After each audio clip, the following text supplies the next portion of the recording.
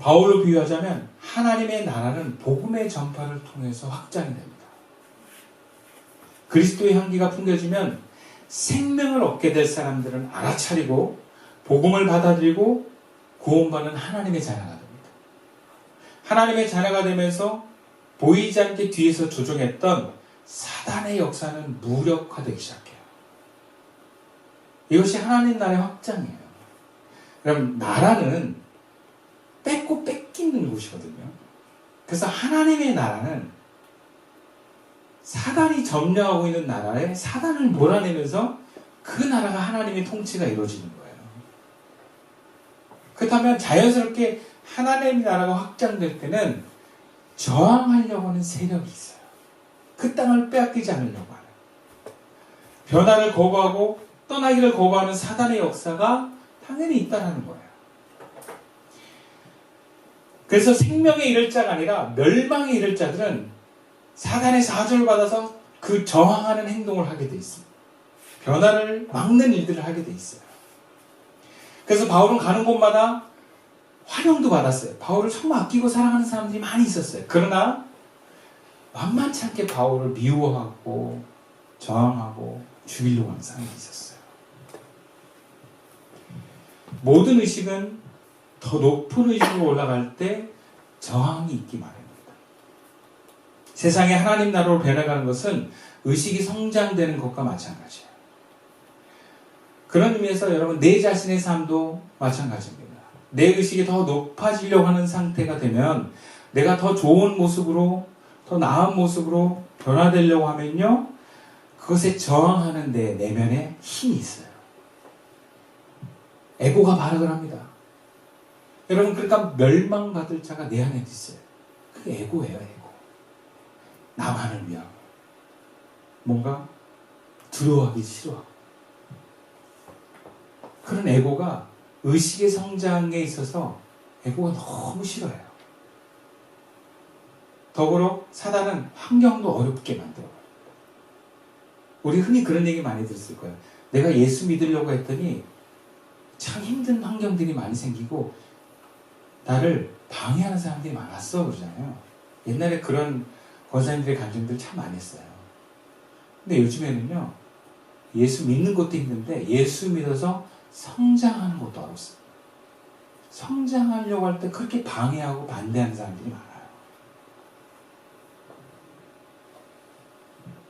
그래서 그 내 안에 특히 멸망받을 자가 변하기를 싫어하는 그 저항 속에 그 시끄러움을 일으키면 많은 사람들이 여기서 포기합니다. 그래서 예전으로 돌아가는 경우가 많아요. 여러분 그러면 어떤 일이 일어나면 다시 평화가 찾아와요. 왜? 사단이 건드리질 않으니까. 여러분 예수 똑바로 안 믿으면 사단이 안 건듭니다. 건들 이유가 없죠. 근데 뭔가 더 예수님을 닮아가려고 그러잖아. 그러면 이제 난리가 나는 거죠. 이제 큰일 났다 했지. 쟤 때문에 멸망받을 자들이 다 예수 믿게 생겼다. 막 이러면서 난리를 나는 거예요. 그래서 방해를 하기 시작하는 거거든요. 특히 저항하는 세력들이 강하게 자리 잡고 있던 사람일수록 그 사람은 저항이 세게 일어나요. 사람마다 에고가 강한 사람이 있어요. 센 사람. 에고가 센 사람은요, 저항이 세요. 변화하는데 얼마나 큰 저항이 있는지 몰라요. 환경까지 합세해서 막 저항을 하니까 그 변화되기가 정말 어렵습니다. 에고가 강할수록. 그래서 변화돼야 되는 건 알겠는데 이런저런 이유를 달아서 사람들이 포기를 해요. 힘드니까. 그리고 심지어 달아나요. 여러분 교회도 그런 교회가 될 수 있습니다. 사단이 역사하는 교회가 될 수도 있어요. 변화를 시도하면 그런 교회는요 큰 저항에 부딪힙니다. 죄를 많이 지은 교회, 뭔가 상처가 많은 교회일수록 뭔가 변화를 시도하면 난리가 나요. 그 안에서. 그런 교회 목사가 잘못 들어가면 쫓겨나기도 해요. 영적인 전쟁이 많이들 있다 그래요. 목사님들이. 특히 이제 교인들이 막 싸워가지고 뭔가 목사가 나가고 그런 교회 있잖아요. 그런 교회 들어가면 목사가 죽을 각오를 해야 된대요. 왜냐면 그 악의 역사가 너무 강하다 그러더라고요. 이런 집단들이 세상 곳곳에 자리 잡아서 여러분 하나님 나라 회복을 방해합니다. 여러분 그런 악한 역사가 있는 교회에 교인으로 들어가 보세요. 신앙의 성장이 없어요. 예. 은혜와 성령이 교회에 끊어지면 그 교회 다니면 안 돼요. 그래서 거기서 내가 살아남을 수가 없어요. 탈출을 하셔야 됩니다. 예. 근데 어떤 경우는 사명자로서 들어가야 되는 경우가 있어요. 근데 보통 그런 사람은 죽을 각오로 해요. 선교력 사명을 띈 목사님들이나 이렇게 가지 성도들이 내가 그런 사명을 갖고 들어갈게 그러면 여러분 다 잡아먹혀요.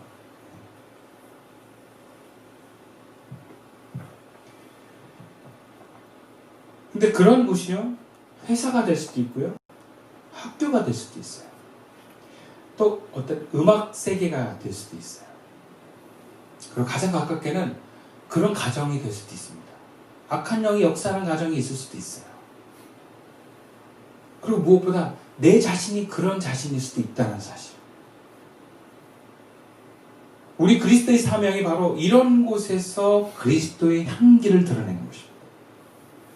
생명을 얻을 자에게 생명을 얻게 하고 멸망할 자들의 저항을 받지만 결국 사단의 세력이 몰아내는 것은 향기가 일어날 때 일어납니다. 그 중요한 건 향기가 나는 거예요. 그래서 그리스도인이 변화를 향한 발걸음을 내디딜 때 이런 향기가 나기 때문에 힘든 거예요. 여러분 신앙생활이 힘든 거는 바로 이런 성장이 실질적으로 일어날 때 오는 저항 때문에 힘든 거예요. 그러니까 내가 신앙생활하는데 하나가 안 힘들다? 그 문제 있는 거예요. 변화하지 않고 있다는 거예요. 생명은 얻을 자만이 아니라 멸망받을 자의 그 저항이 그 사단의 사주와 영향을 역사하는 가운데 있기 때문에 저항을 받습니다. 환경의 어려움은 당연하게 따라오게 돼 있어요. 그래서 어떤 성도는 향기 나기를 포기하고 평화를 선택합니다. 향기 피우지 않고 나 평화롭게 살래, 조용히 살래. 여러분 이런 사람은요 자기 마음도 편안하고 멸망받을 자신과 환경으로부터 저항은 안 받아요. 그런데 영적 성장은 하나도 없고요. 이런 사람을 통해서 생명 얻을 자는 한 명도 안 생깁니다. 겉으로 보면 평화주의자인데 알고 보면 악하고 게으른 중이에요. 교회도 그런 교회가 될 수 있어요. 교회가 성장하기를 포기하고 시끄러운 거 싫어서 평화만 추구하잖아요. 그럼 그 교회는 죽은 교회가 돼요.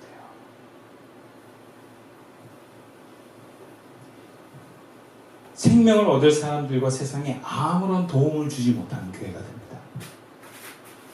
그럼 이런 교회는 요한계시록에 의하면 심판을 면할 수가 없어요. 하나님께서는 우리 교회가 그리스도의 향기가 가득한 교회가 되기를 원하십니다. 생명 얻을 사람들이 와서 생명을 얻고 그리스도를 만나는 교회. 물론 멸망자들에게는 저항과 때로는 욕을 먹을 수도 있는 교회. 중요한 것은 그리스도의 향기가 나는 교회가 되기 위해선 여러분 우리 개개인들이 다 향기 나는 그리스도인이 되어야 한다는 것입니다. 예수님과 가까워지면요 가까워질수록 향기가 진해져요. 우리가 어떤 꽃을 보고 그 꽃에 다가가면 향기가 나거든요. 그리고 그 꽃과 관련된 그 농축된 향수를 내 몸에 찍어 바르면 나에게서 향기가 나잖아요. 그런 것처럼 우리가 예수님과 가까워지고 예수님이 내 안에 내가 예수 안에 가까이 되면 향기가 나요. 그냥 느낄 수 있어요. 이 사람은 예수의 향기가 난다. 목사는 사람을 영적으로 보기 때문에 그냥 느낌이 와요. 이 사람이 그리스도의 향기가 난다. 그래서 그냥 너무 좋은 거예요. 예수를 사랑하니까 예수의 향기가 나는 사람들이 너무 좋은 거예요. 예수의 향기가 가득한 교회들이 있으면요 목사 너무 행복합니다. 네, 너무 좋아요. 그런데 멸망받을 자들은 그런 향기를 싫어해요. 네. 왜냐하면 자신의 어떤 죽음을 알리는 에고의 저항이 있기 때문에 그냥 그런 사람이 꼴 보기 싫은 거예요. 근데 그것이 우리 안에서 먼저 해결돼야 된다는 거예요. 우리가 그리스도의 향기가 난다는 것은 내 안에 멸망받을 자가 제거되면서 점점점 주님으로 충만해지는 것을 말합니다. 교회도 마찬가지예요. 교회 안에서도 향기가 넘쳐나려면 어느 개개인을 넘어서서 그 공동체가 서로 향기를 풍기면서 서로가 서로를 배우면서 나누면서 도와주면서 함께 향기를 만들어가는 거예요. 그러니까 향기를 내는 건 개인과 공동체가 함께 만들어가는 것입니다. 성도를 위로하고 돕고 격려하고 중보하며 나갈 때 향기가 계속해서 풍성해지게 돼 있어요. 이것을 위해서 우리 각자가 결국에는 자기 삶의 자리에서 생명 얻을 자에게 생명을 얻고 멸망받을 사람들에게 비난받을 각오를 하는 삶을 사는 것을 말합니다.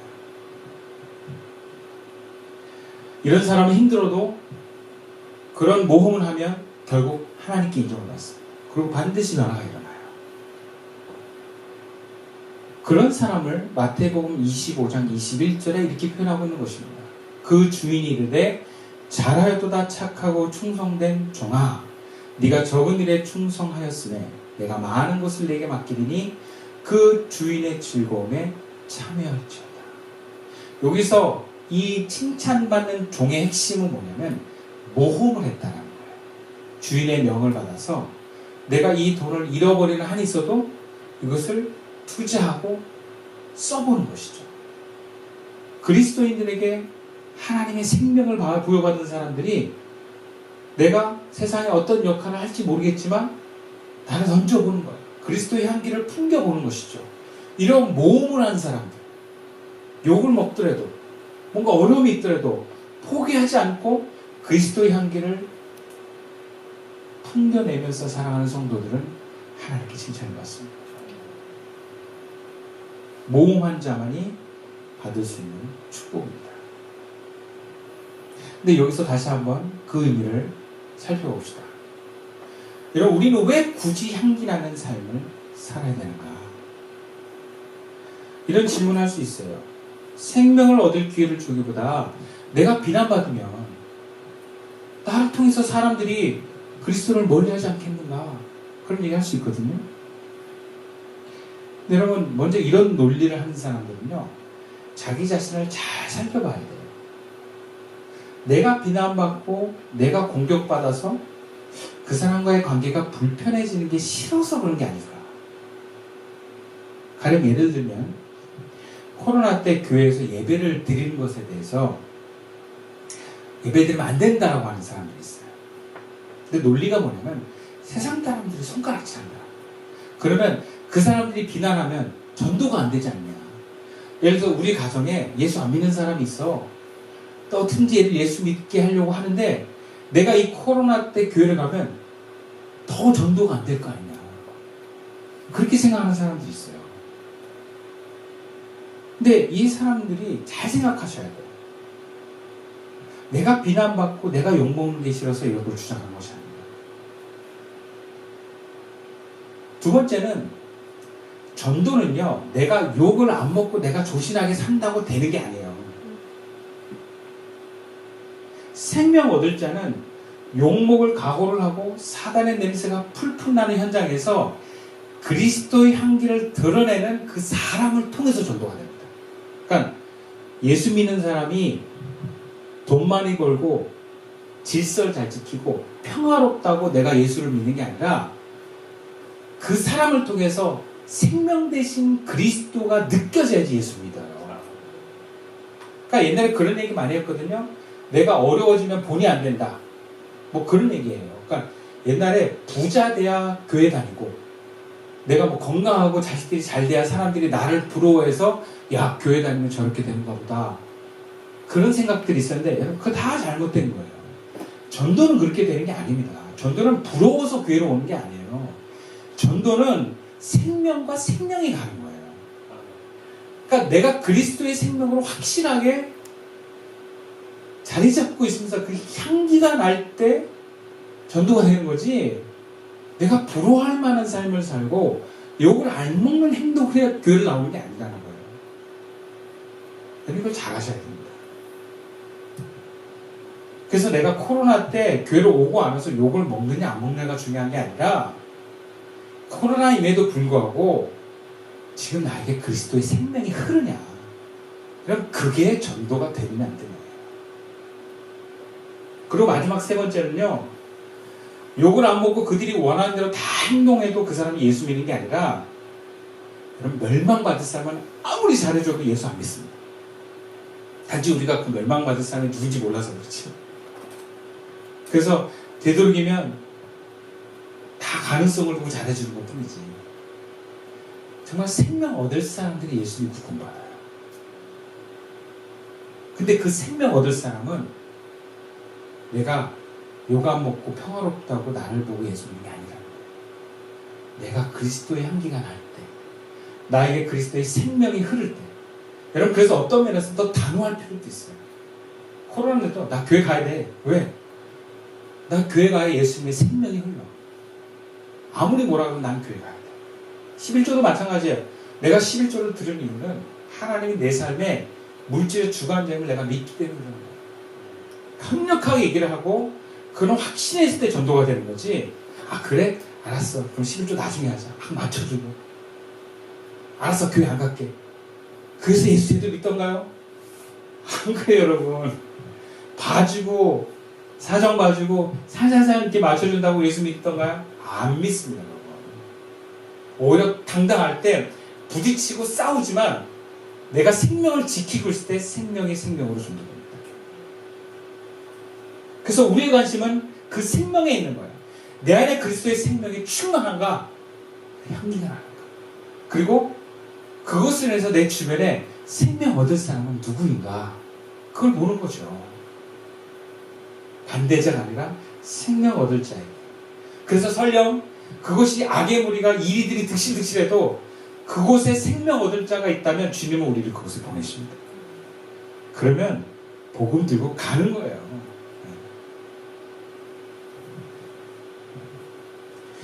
여러분 그런 가운데 우리에게 필요한 것이 무엇인지 아십니까?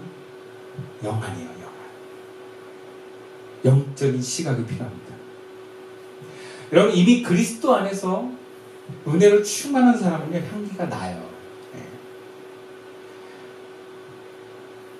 의식하건 의식하고 있지 못하건 간에 하나님의 생명과 사랑이 나에게 흐르면 향기는 자연스럽게 납니다. 향기는 무슨 향수처럼 칙칙 뿌려나는 게 아니에요. 내가 향기란 이름으로 선을 행한다고 그게 향기가 아니에요. 향기는 자연스러운 겁니다. 그리스도의 향기는 인위적인 게 아니에요. 잘해주고 뭔가 그 사람을 위해준다라는 게 향기가 아니고요. 향기는 그냥 그 사람의 느낌으로 나는 거예요. 자연스럽게. 다시 말하자면 향기는 내는 게 아니에요. 그냥 나는 거예요. 중요한 것은 내가 그런 영적인 식을 가지고 나와 남을 보고 있느냐. 영안이 열린 사람은요, 구체적으로 사람 뒤에 역사하는 사단의 저항과 계략을 알 수 있습니다. 한 영혼을 구원하는 하나님의 사랑과 구체적인 다가감을 알 수 있어요. 그게 영안이 열린 사람들이에요. 그래서 나를 해하려 하는 어떤 사람도 하나님의 허락 없이는 나는 괜찮다라는 믿음, 용기가 생겨요. 그래서 예수님이요 하나도 걱정하지 않는 거예요. 지금 바리새인들과 대제사장이 날 죽이려고 막 해도 아직 하나님의 때가 아니야. 그러면 막 말하는 거예요. 그럼 그냥 쑥 지나가고 그래요. 그 사람들이 막 미치려고 해도 확신이 있는 거죠. 하나님의 허락 안에 있다. 네가 아무리 나를 힘들게 해도 나는 괜찮다. 이게 영안이 열린 사람들이에요. 근데 영안이 닫혀있잖아. 그러면 힘들게 하는 사람한테 너무 힘들어. 상처를 자기가 다 받아요.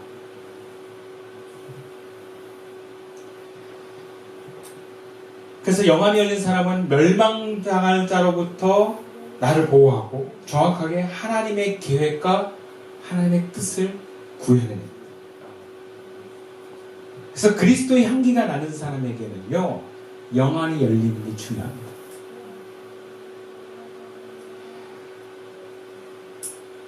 향기가 나는데 영안이 닫혀있으면요 상처받아요. 좌절하고요. 하나님 나를 향한 것을 포기할 수 있어요. 그러나 영안이 열리면 내 자신의 변화도 알고요 상대방의 저항도 알아차리기 때문에 도망가지 않고 의식의 성장을 위한 싸움을 계속해 나갈 수가 있습니다. 여러분, 이게 중요한 거예요. 포기하지 않는 것. 포기하지 마세요. 참 도망을 많이 가요. 포기하지 마세요. 계속해 나가야 됩니다. 바울은 이것을 선한 싸움이라고 했어요.